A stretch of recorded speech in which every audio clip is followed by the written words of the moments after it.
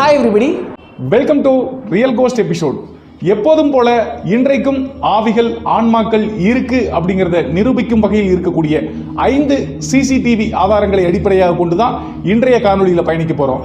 நம்ம எப்பவுமே நிகழ்ச்சிக்குள்ள போறதுக்கு முன்னாடி கருட புராணத்தில் உள்ள ஒரு சின்ன குறிப்பை பார்த்துட்டு போவதை வழக்கமாக வச்சுட்டு இருக்கோம்.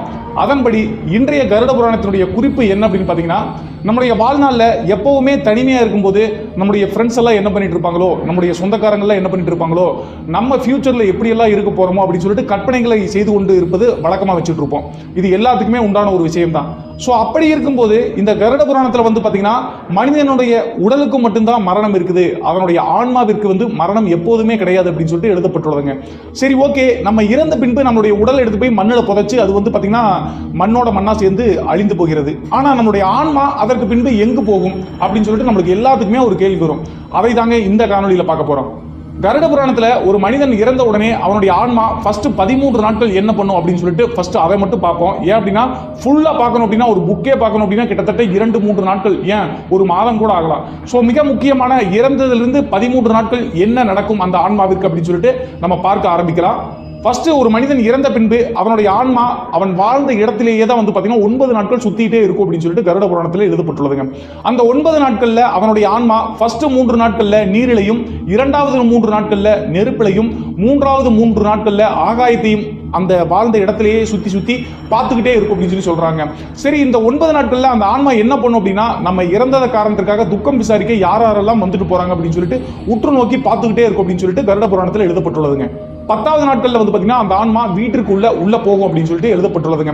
எதற்காக வீட்டுக்குள்ள போகுது அப்படின்னு சொன்னா, உங்களுக்கு எல்லாம் தெரியும், 10வது நாள் திதி பண்ணுவாங்க அப்படின்னு சொல்லுவாங்க. எந்த ஒரு மனிதன் இறக்கும் போதும் இந்த 10வது நாள் காரியம் அப்படிங்கிறது ரொம்ப முக்கியமான காரியம் அப்படின்னு சொல்லிட்டு இந்த எள்ளு வச்சு பிண்டம் உருவாக்கி அந்த ஆன்மாக்கு பார்த்தீங்கன்னா படையெல்லாம் சமர்ப்பிப்பாங்க. ஸோ அந்த 9 நாட்களும் அந்த ஆன்மா பார்த்தீங்கன்னா எல்லாரையும் உற்று கவனித்து பார்த்துட்டு இருக்கும்போது அது ரொம்ப பசியில் இருக்கும் காரணத்தினால அவர்களுடைய உறவினர்கள் கொடுக்கக்கூடிய அந்த எள்ளோடு கலந்த பிண்டத்தை பார்த்தீங்கன்னா ஏற்றுக்கொண்டு அதை சாப்பிட ஆரம்பிக்கும். பசியாரின உடனே பார்த்தீங்கன்னா 10வது நாளும் 11வது நாளும் தொடர்ந்து அவர்கள் வீட்டிலேயே இருக்கும் அப்படின்னு சொல்லிட்டு எழுதப்பட்டுள்ளதுங்க. அந்த ஆன்மாவினுடைய பூமியில் வாழ்ந்த 12 நாட்கள் முடித்த உடனே யம தூதுவர்கள் பார்த்தீங்கன்னா அந்த ஆன்மாவை கட்டி இழுத்து கொண்டு செல்வார்கள் அப்படின்னு சொல்லிட்டு எழுதப்பட்டுள்ளதுங்க. இந்த 12வது நாளில் பார்த்தீங்கன்னா யம தூதுவர்கள் அந்த ஆன்மாவை கட்டி இழுத்து செல்லும் போது ஏக்கத்துடன் தன்னுடைய உறவினர்களிருந்து பிரியறமே, நம்முடைய குடும்பத்தாரிலிருந்து பிரியறமே, நம்ம வாழ்ந்த வீட்டிலிருந்து போகிறமே அப்படின்னு சொல்லிட்டு அழுது கொண்டே கதறிக்கொண்டே செல்லும் அப்படின்னு சொல்லிட்டு சொல்லப்படுகிறதுங்க. அதற்கடுத்தாக 12ஆம் நாட்கள் இருந்து அந்த ஆன்மா பார்த்தீங்கன்னா யமலோகத்தை அடைவதற்காக நடந்து கொண்டே இருக்கும் அப்படின்னு சொல்லிட்டு எழுதப்பட்டுள்ளதுங்க. அந்த ஆன்மா பார்த்தீங்கன்னா ஒரு இரவு ஒரு பகல் அப்படின்னு சொல்லி கணக்கு வச்சு கிட்டத்தட்ட ஒரு நாளைக்கு 240 கிலோமீட்டர் பாஸ் ஆகும் அப்படின்னு சொல்லி எழுதப்பட்டுள்ளதுங்க. இப்படியே யமலோகத்தை அடைவதற்காக நடந்து கொண்டுள்ள அந்த ஆன்மா எப்போது யமலோகத்தை சென்றடையும் அப்படின்னு சொல்லி கேள்வி கேட்டீங்க அப்படின்னா, ஒரு வருடம், அதாவது 12 மாதங்கள் கழித்த பின்பு தான் யமலோகத்தை சென்றடைய முடியும் அப்படின்னு சொல்லிட்டு எழுதப்பட்டுள்ளதுங்க. ஸோ இந்த காரணத்திற்காக தான் துக்க காரியம் நடந்த வீட்டில் பார்த்தீங்கன்னா ஒரு வருடத்திற்கு எந்தவித விழாக்களும் கொண்டாடக்கூடாது அப்படின்னு சொல்றதுக்கு இதுவும் ஒரு காரணமாக பார்க்கப்படுகிறதுங்க. இப்படியே ஏக்கத்தோடு நடந்து போய் கொண்டிருக்கிற அந்த ஆன்மா பார்த்தீங்கன்னா ஒவ்வொரு மாதத்தினுடைய ஒரு நாள்ல, அதாவது பார்த்தீங்கன்னா எப்போது அந்த ஜீவன் பார்த்தீங்கன்னா இந்த பூமியை விட்டு உயிர் பிரிந்ததோ அந்த நாளன்று ஓய்வெடுப்பதற்காக அதை பார்த்தீங்கன்னா சுதந்திரமாக விடப்படுகிறது அப்படின்னு சொல்லி சொல்லப்படுகிறதுங்க. அன்றைய நாள் தான் பார்த்தீங்கன்னா இறந்தவர்களுக்கு திதி வச்சு, அதாவது படையெல்லாம் வச்சு அவர்களுக்கு பிடித்த உணவு பண்டங்களை எல்லாம் சமைச்சு பார்த்தீங்கன்னா சாமி கும்பிடுவாங்க. ஸோ அந்த உணவு பண்டங்களை எல்லாம் பார்த்தீங்கன்னா அந்த நாளில் இது பசியாற்றி கொண்டு யார் பார்த்தீங்கன்னா அவர்களுக்கு பிண்டம் வைத்தார்களோ அவர்களை பார்த்தீங்கன்னா அந்த ஆன்மா வாழ்த்தும் அப்படின்னு சொல்லிட்டு எழுதப்பட்டுள்ளதுங்க. ஸோ கருட புராணத்தில் உள்ள அந்த ஆன்மாவை பற்றிய குறிப்புகளை உங்களுக்கு அப்படியே டேட்டாவை பாஸ் பண்ணிட்டேன். ஸோ இதை ஏற்றுக்கொள்வதும் ஏற்றுக்கொள்ளாதும் உங்களுடைய சாய்ஸ்லேயே விட்டுறேன். நம்ம எப்போதும் போல திகிலூட்டும் அமானுஷிய சிசிடிவி காணொலிக்குள்ள போலாம். நிகழ்ச்சிக்குள்ள போறதுக்கு முன்னாடி நீங்க இப்பதான் நம்ம சேனலை முதல் முறையா பார்க்க வர்றீங்க அப்படின்னா வீடியோக்கு கீழே உள்ள ரெட் கலர் இருக்கிற சப்ஸ்கிரைப் பட்டனை கிளிக் பண்ணி சப்ஸ்கிரைப் பண்ணிருங்க. கூடவே பக்கத்தில் ஒரு பெல் ஐக்கான் கிரியேட் ஆகும். அதை கிளிக் பண்ணிட்டீங்க அப்படின்னா 3 ஆப்ஷன் வருங்க. அதில் ஆல் அப்படிங்கிற ஆப்ஷனை செலக்ட் பண்ணிட்டீங்கன்னா நாங்கள் அப்டேட் பண்ற எல்லா வீடியோக்களும் உங்களுக்கு உடனுக்குடன் மறக்காம சேரும். நம்ம பார்க்க போற முதல் அமானுஷிய காணொலி பார்த்தீங்கன்னா டெல்லியில் இருக்கிற ஒரு வீட்டினுடைய அறையில எடுக்கப்பட்ட காணொலிங்க. இந்த காணொலியில் பார்த்தீங்கன்னா அந்த வீட்டில் இருக்கிற ஒரு 5 வயது குழந்தை அடிக்கடி இந்த இரவு நேரத்தில் அழுகிறதாகவும், அதே மாதிரி வித்தியாசமான முறையில் அமானுஷியமான முறையில் குதிப்பதாகவும், தானாக தனக்கு தெரியாமலே நடப்பதாகவும் நிறைய விஷயங்கள் நடந்திருக்கு. அப்போது பாத்தீங்கன்னா அந்த குழந்தையினுடைய அப்பா அந்த குழந்தை என்னதான் நைட்ல பண்ணுது அப்படின்னு சொல்லி தெரிஞ்சுக்கிறதுக்காக மொபைல் மூலமா பாத்தீங்கன்னா அவ படுக்கிற பெட்ல பாத்தீங்கன்னா செட் பண்ணி வச்சுட்டு தூங்குறாங்க. அடுத்த நாள் காலையில் எந்திரிச்சு பார்க்கும்போது பயங்கர ஷாக்கா இருக்கு. அது என்ன அப்படின்னு சொல்லிட்டு நீங்களே பார்த்துட்டு வாங்க.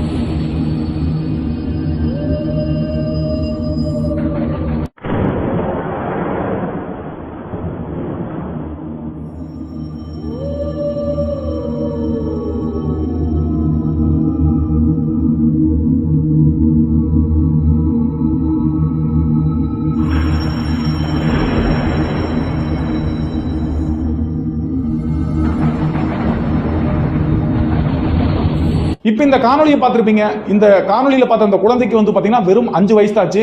இப்போது நடந்த இந்த ஆக்டிவிட்டி வந்து பார்த்தீங்கன்னா டெய்லி நைட் டைம்ல எல்லாம் நடந்துட்டே இருக்கு அப்படின்னு சொல்லப்படுகிறதுங்க. இந்த காணொலியில் வந்து பார்த்தீங்கன்னா அந்த குழந்தை கிட்டத்தட்ட 3:30 மணிக்கு எந்திரிச்சு குதிக்க ஆரம்பிச்ச அந்த குழந்தை வந்து பார்த்தீங்கன்னா காலையில 6:10 6:30 வரைக்கும் இதே மாதிரி டெய்லி நடந்துட்டு இருக்கு. உங்களுக்கு ஒரு கேள்வி வரலாம், இது எடிட்டிங்கோ இல்ல வேற ஏதாவது செஞ்சிருக்கலாம் அப்படின்னா, இப்படி வந்து பார்த்தீங்கன்னா 3.5 மணி நேரம் ஒரு 5 வயசு குழந்தை இப்படி குதிச்சுக்கிட்டே இருக்க முடியுமா அப்படிங்கிறது ஒரு கேள்விக்குறியா தான் இருக்கு. அதற்கடுத்தாக இவ்வளவு பக்காவா அந்த 5 வயசு குழந்தையை இப்படி செய்ய முடியுமா அப்படிங்கிற இன்னொரு கேள்வியும் இருக்கு. நான் வந்து பாத்தீங்கன்னா 3.5 மணி நேர கிளிப்ஸை மொத்தமா காமிக்க முடியாது அப்படிங்கிற காரணத்தினால ஸ்பீட் பண்ணி சுருக்கி உங்களுக்கு கிட்டத்தட்ட ஒரு 2 நிமிஷத்துல காமிச்சிருக்கேன். இந்த காணொலி பற்றி உங்களுடைய கருத்துக்கள் என்ன அப்படின்னு சொல்லிட்டு கமெண்ட் பாக்ஸ்ல மறக்காம கமெண்ட் பண்ணுங்க. நம்ம பார்க்க போற இரண்டாவது அமானுஷ்ய காணொலி வந்து பாத்தீங்கன்னா இந்த யூடியூப்ல வந்து பாத்தீங்கன்னா கோஸ்ட் ஹாண்டட் பிளேஸ்க்கெல்லாம் வந்து பாத்தீங்கன்னா எக்ஸ்ப்ளோர் பண்றதுக்காக நிறைய பேர் இருப்பாங்க. இந்தியாவில் கூட இருக்காங்க, தமிழ்நாட்டில் இருக்காங்க. ஸோ அந்த மாதிரி ஒரு யூடியூப் சேனல் நடத்தி கொண்டிருக்கிற ஒரு நபர் வந்து பாத்தீங்கன்னா ஒரு 150 வருடம் பழமையான அந்த இடத்துல வந்து பாத்தீங்கன்னா ஏற்கனவே ஆவிகள் நிறைய இருக்குன்னு சொல்லப்படுகிற அந்த இடத்துக்கு வந்து பாத்தீங்கன்னா எக்ஸ்ப்ளோர் பண்றதுக்காக போறாரு. ஸோ அந்த வீட்டை வந்து பாத்தீங்கன்னா ஒவ்வொரு ரூமா எக்ஸ்ப்ளோர் பண்ணிட்டு இருக்கும்போது ஒரு ரூம்ல வந்து பாத்தீங்கன்னா ஒரு மனிதன் கிராஸ் ஆகிறத பார்த்து இவர் வந்து எல்லா ரூம்லயும் அந்த மனிதன் எங்க இருக்கா அப்படின்னு சொல்லி செக் பண்ணி பார்க்கறாரு, கிடைக்கவே இல்லை. ஆனா அந்த வீடியோனுடைய கடைசியில அந்த நபர் வந்து பாத்தீங்கன்னா ஒரு என்ட்ரன்ஸ் இருந்து வெளியே போறதை பார்த்துட்டு அந்த நபர் யார் அப்படின்னு சொல்லி தெரிந்து கொள்வதற்காக துரத்திட்டு போறாரு. அவரும் வந்து வேகமா ஓடுறாரு. ஆனா அந்த நபர் தென்பட்ட அந்த இடத்துல இருந்து போய் டக்கு நின்று பார்க்கும்போது பார்த்த உருவம் வந்து பாத்தீங்கன்னா வேற ஒரு இடத்தினுடைய பங்களாவினுடைய மேல்தட்டிலிருந்து நடந்து அசாதாரண முறையில் செல்வதை பார்க்கலாங்க. ஸோ சாதாரணமான ஒரு நபரா இருந்தா இன்னொரு பங்களாவினுடைய கிட்டத்தட்ட 10 ஆளடி உயரத்தில் இருக்கிற அந்த பங்களா மேல சாதாரணமா ஏறி எப்படி நடக்க முடியும் அப்படிங்கிற ஒரு பெரிய கேள்விக்குறி இருக்குங்க. அதற்கு பின்பு அந்த ஃபுட்டேஜ் வந்து பாத்தீங்கன்னா இணையத்துல ரொம்ப பிரபலமா போயிட்டு இருக்கு. அந்த காணொலியை பார்த்துட்டு வாங்க, மறுபடியும் பேசலாம்.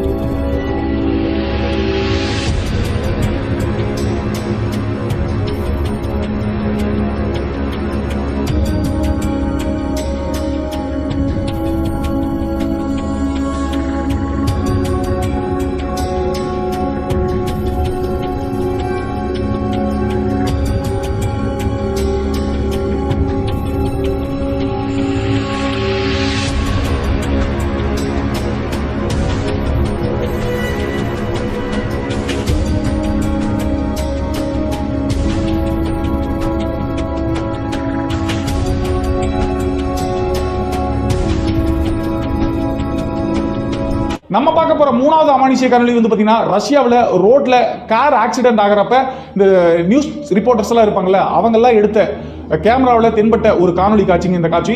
இதுல வந்து பாத்தீங்கன்னா ஒரு கார் வந்து பாத்தீங்கன்னா ரோட்ல ஆக்சிடென்ட் ஆகி அதுல இருக்கிற 3 பேர் வந்து பாத்தீங்கன்னா இறந்துடுறாங்க. அப்போது நியூஸ் ரிப்போர்ட்டர்ஸ் எல்லாம் சுத்தி வளைச்சு அந்த இடத்த வந்து பாத்தீங்கன்னா போலீஸோட சேர்த்து கேமராவில் வந்து ஃபுட்டேஜ் ஷூட் பண்ணிட்டு இருக்காங்க. அந்த காரிலிருந்து இறந்த நபரினுடைய ஒரு ஆன்மா வந்து பாத்தீங்கன்னா உடலிலிருந்து பிரியக்கூடிய காட்சி இந்த கேமராவில் தெளிவாக சிக்கிருக்குங்க. இந்த ஃபுட்டேஜ் வந்து பாத்தீங்கன்னா ரஷ்யாவில் இருக்கிற செய்தி சேனல்ல ரிலீஸ் பண்ணும்போது டிஆர்பிக்காக இதை பண்றாங்க அப்படின்னு சொல்லிட்டு நிறைய பேர் கிண்டல் அடிச்சதுனால அதற்கு பின்பு அந்த ஃபுட்டேஜை ஸ்ரீலங்காவில் இருக்கிற பேரனாமல் ரிசர்ச் சென்டருக்கு அனுப்பி இந்த ஃபுட்டேஜ் உண்மையான ஃபுட்டேஜ் தான் அப்படின்னு சொல்லிட்டு ப்ரூவ் பண்ணியிருக்காங்க. எந்தவித எடிட்டிங்கும் மார்பிங்கும் செய்யப்படல அப்படின்னு சொல்லி சொல்லப்படுகிறதுங்க. அப்படி பார்த்தா அந்த அமானுஷ்யமான உருவம் அந்த காரில் உயிரிழந்த ஒரு நபரினுடைய ஆன்மாவாக தான் இருக்கும் அப்படின்னு சொல்லிட்டு நான் நினைக்கிறேன். நீங்க என்ன நினைக்கிறீங்க அப்படின்னு சொல்லிட்டு மறக்காம கமெண்ட் பாக்ஸ்ல கமெண்ட் பண்ணுங்க.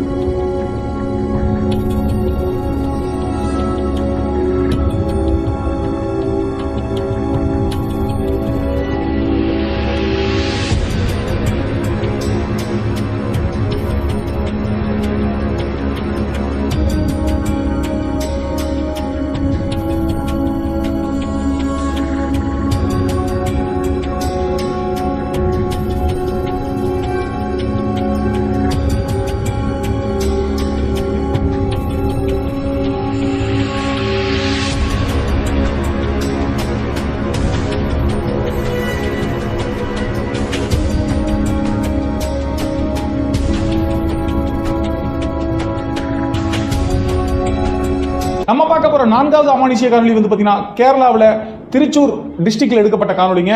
இந்த காணொலியில் வந்து பாத்தீங்கன்னா ஒரு பையன் வந்து பாத்தீங்கன்னா நைட்ல எல்லாம் பாத்தீங்கன்னா அவனுடைய ரூம்ல கத்திட்டு அலறிட்டு கதறிட்டே இருந்திருக்கான். ஸோ அவன் வந்து தூங்குற ரூம்ல வந்து பாத்தீங்கன்னா சிசிடிவி கேமராவில் ஃபிக்ஸ் பண்ணி பார்த்துக்கிட்டே இருக்காங்க. அப்போது என்ன நடக்குது அப்படின்னு சொல்லிட்டு நீங்களே பார்த்துருவாங்க. மறுபடியும் பேசலாம்.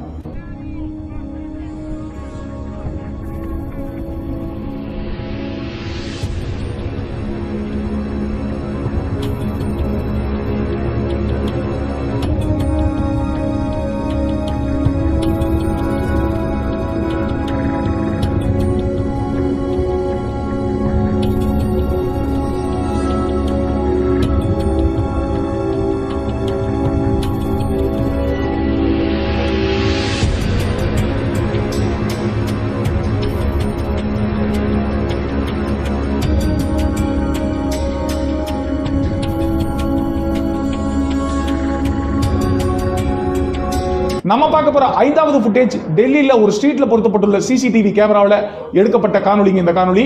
இந்த காணொலியில் வந்து பாத்தீங்கன்னா இரண்டு நண்பர்கள் பைக்ல சாதாரணமா ரோட்ல போயிட்டு இருக்கும்போது அந்த பைக்குக்கு முன்னாடி எந்தவித ஆளும் அல்லது வாகனமும் அல்லது ஏதோ ஒரு கல்லும் கூட இல்லை. ஆனா திடீர்னு வந்து பாத்தீங்கன்னா போயிட்டு இருக்கும்போது அந்த பைக் தூக்கி வீசப்பட்டு கீழே விழுகிறத இந்த காணொலியில் பார்க்கலாம். ஆனா அவர்கள் எதற்காக விழுந்தாங்க அப்படின்னு சொல்லிட்டு நல்லா உற்று பார்த்தீங்கன்னா தெரியும். ஒரு அமானுஷ்யமான ஒரு புகை போன்ற உருவம் வந்து பாத்தீங்கன்னா அந்த பைக்ல போயிட்டு இருக்கிற ஒரு நபரை தாக்கி கீழே தள்ளுறதை நீங்க தெளிவா பார்க்க முடியும். இந்த ஃபுட்டேஜை பார்த்துட்டு வாங்க, மறுபடியும் பேசலாம்.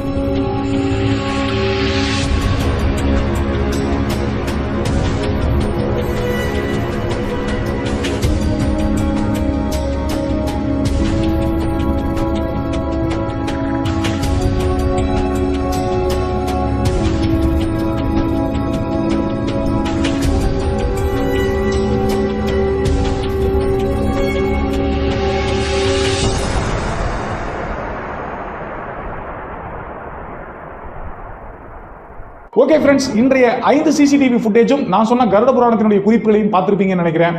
இன்றைய காணொலி உங்களுக்கு பிடிச்சிருச்சு அப்படின்னா காணொலிக்கு கீழே உள்ள லைக் பட்டனை மறக்காம தட்டி விட்டுருங்க. இந்த காணொலியை எல்லாத்துக்கும் ஷேர் பண்ணுங்க. இது போன்ற சுவாரஸ்யமான, மர்மமான, அமானுஷ்யமான காணொலிகளை நீங்க தொடர்ந்து பார்க்கணும் அப்படின்னா நம்ம சேனலை மறக்காம சப்ஸ்கிரைப் பண்ணிருங்க. மீண்டும் ஒரு நல்ல தகவலுடன், சுவாரஸ்யமான தகவலுடன், அமானுஷ்யமான தகவலுடன் உங்களை சந்திக்கும் வரை நான் உங்கள்